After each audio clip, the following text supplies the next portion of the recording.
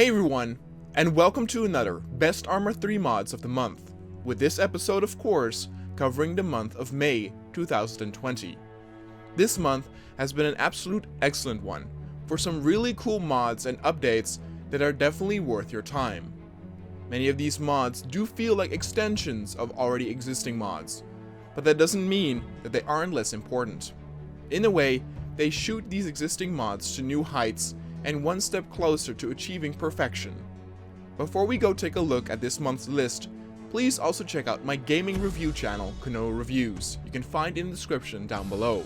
I do gaming reviews there, both old and new, and you can even suggest or request reviews to be done on the channel there. If you like what you see, then please subscribe to Kanoa Reviews, as it helps me out a lot. Thanks! And now, without further ado, let's begin with the mods of May 2020.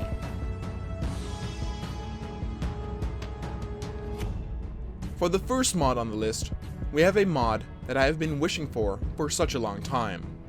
Ever since we got the Half-Life 2 mod for ArmA 3, I thought it would be very cool to have proper Headcrab Zombies in there as well. With zombie mods like Zombies and Demons, Max Joyner Zombies, and Ravage, the skeletal structure and movements of zombies had already been taken care of. Now all we needed were the skins, so I always thought it wouldn't take long before we got a proper mod. But no mod ever came out until now, since this mod finally gives us the Headcrab Zombies, meaning we can now up the ante on custom Half-Life inspired missions. Now, besides the Combine, we can have proper Headcrab undead to fight, and they come in multiple versions as well. They come in both civilian and Combine variants, and even the freaky runners, though the runners do not run on 4 legs like they do in the game, but rather on 2 like a sprinting human. Whenever you are close to one of these zombies, you can hear the same sounds as used in the Half-Life game, and they look and move convincingly. They are quite tough to take down though, so don't expect to kill them with headshots, but it makes them all the more threatening if faced in large groups. They are slow to the point where in an open field they do not pose a threat at all. But for mission makers, it might be best to utilize these units in more narrow and secluded spaces to use them to their full potential.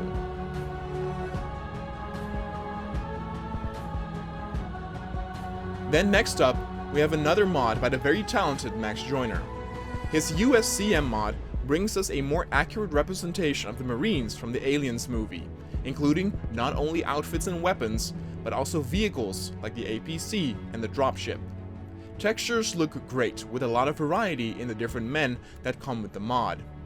I think a true highlight though are some of the weapons, since they look so true from what we know from the movies. All are super fun to try out, and it's difficult to pick a favorite. Having the proper dropship and APCs are also really cool, and this mod blends in well with some sci-fi maps that have been released over the years. Of course, one needs to combine this with the Aliens mod from Max Joyner for the ultimate experience. It's really cool seeing the turrets do their onslaught as a horde of xenomorphs is heading your way. Having actually the units and weapons at your disposal, I could not help but to think of recreating some missions from the classic game Alien vs Predator 2. All the weapons in that game are represented here as well, and I cannot wait to see what mission makers will do with this new arsenal at their disposal. Any sci-fi fan cannot let the opportunity slip to try this one out.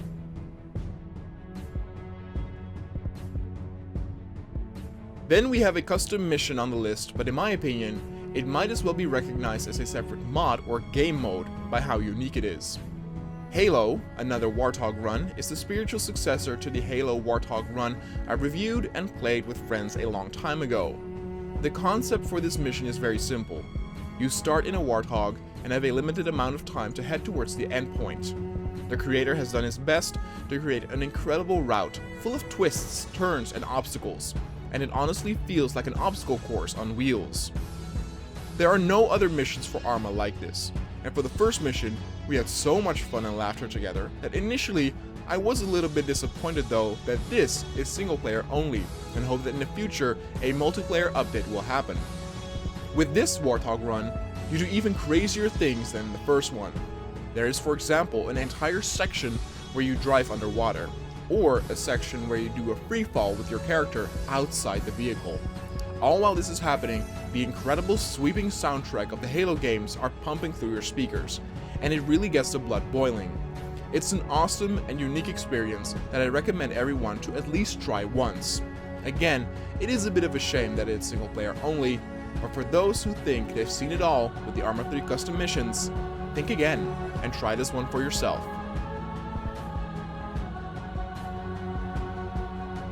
Next up, we have another awesome custom map in the form of Douglas County.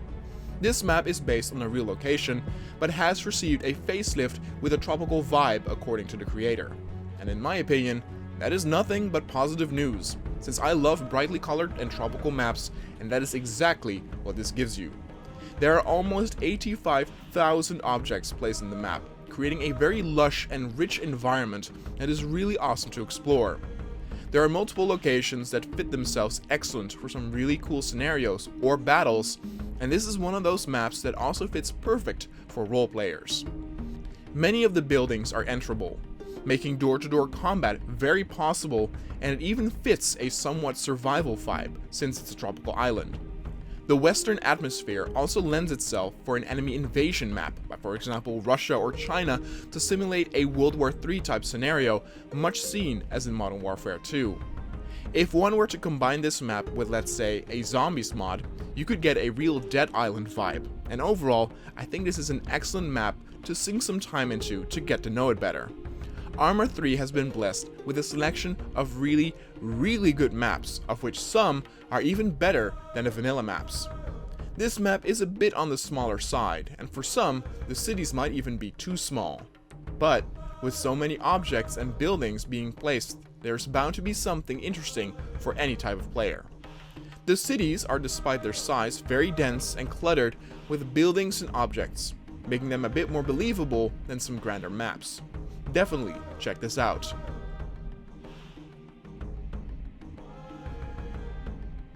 Then I want to end with a particular mod that was not released in this month, but does still get steady updates and was also updated in May. I talked before how sometimes I will highlight a mod here or there that might have been released earlier, but deserves some love, and I think that's definitely the case here. The mod, just like the simulations, brings us the clones from Star Wars to ArmA 3.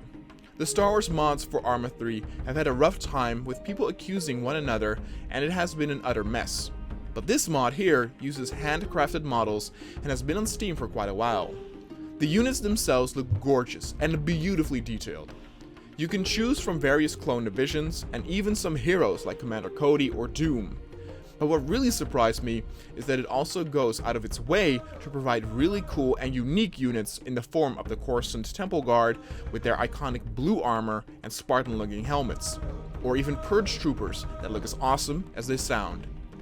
There's a lot of variety here, and I hope to see even more types of clones in the future, and maybe even some vehicles here and there. Star Wars is always a well sought off setting for modders and creators, and it's a shame that the initial launch did not go smooth. But with this one, no one has to raise an eyebrow and can safely download this to pick up a blaster and fight along your fellow clone troopers. And with that, we have come to the end of the top 5 ArmA 3 mods of the month, May 2020. As I said, some really cool additions, but many of the mods feel like extensions to complete a bigger counterpart, like the Headcrab Zombie completing the Half-Life mod, or the USCM mod completing the overall alien experience for ArmA 3. I think it's cool to see these submods, as it helps mission creators recreate scenes and missions that even closer to the type we all love and want. I'm still amazed by what kind of creativity these creators pump out of that 7-year-old ArmA 3 engine. I'm sure next month will hold many more surprises for us, since many of us still have to sit home, giving us more time for creativity. If there is a particular mod on Steam Workshop that you think deserves a shout out on this monthly show, then please let me know about it in the comments down below. I hope you all liked this episode, and thanks so much for watching. I will see you all next month.